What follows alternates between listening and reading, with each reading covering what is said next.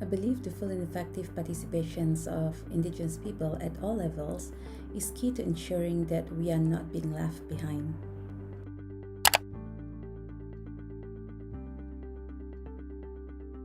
Well, the main concern would be the continuous disregards and violations towards Indigenous peoples, particularly on their collective rights over land, territories, and resources.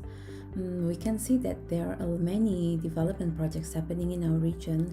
Large-scale and fast-track development projects can lead to massive change in the lives of peoples as it affects the very nature of the livelihoods which revolve in and around the environment of the project areas.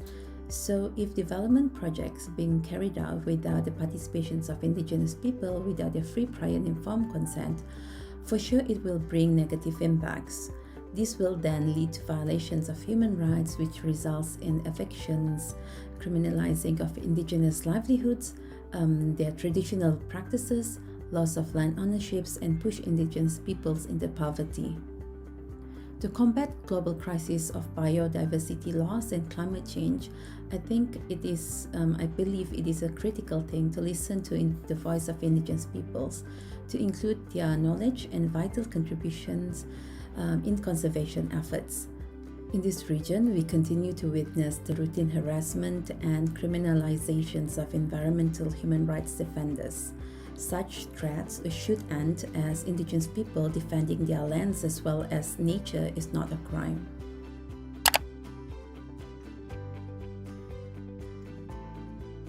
The COVID-19 crisis has further revealed the challenges that are faced by Indigenous peoples.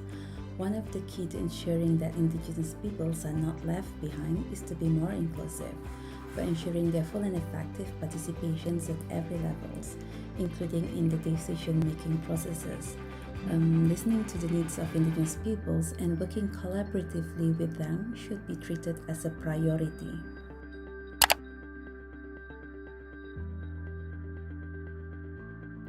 I think the core struggle is still on land rights. The most immediate action that can really improve the rights of Indigenous peoples is by securing the collective rights on land, territories, and natural resources.